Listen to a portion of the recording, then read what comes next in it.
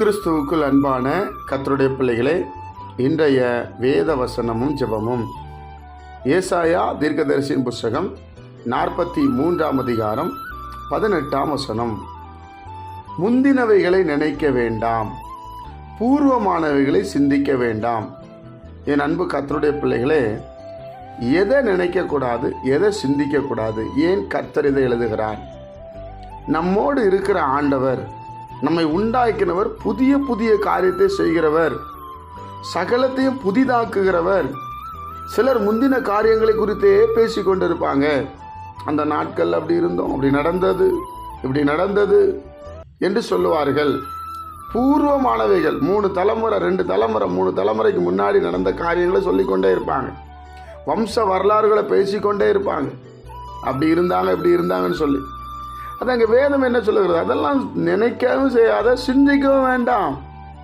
நினைக்கவும் சிந்திக்கவும் வேண்டிய காரியம் என்ன தெரியுமா? ஆண்டவரோடு வாழ்வது தான், ஆண்டவரோடு பேசுவது தான், வேதத்தை நல்லா தியானிப்பது தான், வசனத்தின்படி வாழ்வது தான் நம்ம நினைக்கணும், சிந்திக்கணும்.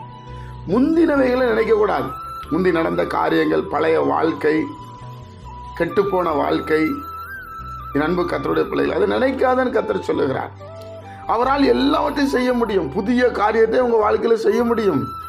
உங்கள் கடனை மாற்ற முடியும், வியாதியை நீக்க முடியும், சமாதானத்தை கொடுக்க முடியும், சந்தோஷத்தை கொடுக்க முடியும். தேவனால் கூடாத காரியம் ஒன்றும் இல்லை என்று வேதம் சொல்லுகிறது. ஏன்னா அவர் நம்மை உண்டாக்கினவர். கட்டாயம் நமக்கு அற்புதங்களை செய்வார். அதனால பழைய காரியங்களே சிந்திச்சு, அவங்க அப்படி பண்ணிட்டாங்க, இவங்க அப்படி பண்ணிட்டாங்க, அவங்க என்ன துரோகம் பண்ணிட்டாங்க, இவங்க துரோகம் பண்ணிட்டாங்க, உயிர் இருக்கிற வரைக்கும் அவங்க மூஞ்சில நான் முழிக்க மாட்டேன், அவங்ககிட்ட பேச மாட்டேன் சொல்லாதீங்க. அதை நினைக்காதீங்க. இயேசு கிறிஸ்துவை சிலுவையில் அடிக்கும் போது அவர் நினைச்சிருந்தா நம்மளாம் அவன் நமக்காக செஞ்சிருக்க முடியுமா? அதே இஸ்ரவேல் ஜனங்க தான் செங்குத்தா தள்ள விரும்பினாங்க. இயேசுவை சிலுவையில் அறியணும்னு சொல்லி கூக்குரல் போட்டாங்க. அந்த ஜனங்கள் தானங்க அவர் மன்னிச்சாரு, மறந்தாரு. நீங்களும் மன்னிக்கணும், மறக்கணும். அதுதான் சொல்றார், முந்தினவைகளை நினைக்காத, முந்தி நடந்ததெல்லாம் வேண்டாம், எல்லாவற்றையும் எனக்கு செய்ய வல்லமை உண்டு.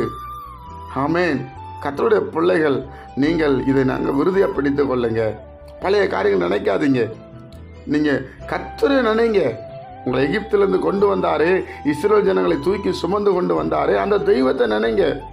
அவர் சுமந்து கொண்டு வந்தாருங்க, நடக்க வைக்கல. நடந்தா செருப்பு பழசாயிருக்கும், கால் வீங்கியிருக்கும், சட்டை வேர்வை தண்ணி ஊற்றிருக்கும். அவங்கள தூக்கி கொண்டு வந்தாருன்னு பைபிள் சொல்லுது. சுமந்து கொண்டு வந்தவர். புரிஞ்சுட்டீங்களா? நம்மளை சுமந்து கொண்டு வருகிறவருங்க. நம்ம அவரை தேடுறோம், அவர் நம்ம தகப்பனுங்க. எதுக்கு பழைய காரியங்களை நினச்சிக்கிட்டு மனஸ்தாபத்தை ஏன் வச்சுக்கிட்டு இருக்கணும்? நம்ம கூட ஆண்டவர் இருக்கிறாருங்க. பூர்வமானவர்களை சிந்திக்காதீங்க. ஹல்லேலூயா. நமக்கு ஆண்டவர் வெளிப்படுத்தினதுக்காக நன்றி சொல்லுங்க. ஜெபிப்போமா? பிதாவே, உம்முடைய குமாரன் இயேசு கிறிஸ்துவின் நாமத்தில் வருகிறப்பா, எங்களுக்கு கொடுக்குற வெளிப்பாடுக்காக உமக்கு ஸ்தோத்திரம். கேட்கிற ஒவ்வொரு பிள்ளைகளையும் ஆசீர்வதியும். பழையவைகளையே நினச்சி சோர்ந்து போகாமல் புதிதான காரியங்களை செய்து முடிய நாமத்தை மையப்படுத்தும். நீங்களே கிரியை செய்யுங்க. எப்பொழுதும் உண்மை சந்தோஷப்படுத்த எங்களுக்கு உதவி செய்யும். இயேசுவின் மூலம் ஜெபிக்கிறோம் பிதாவே. ஆமென்.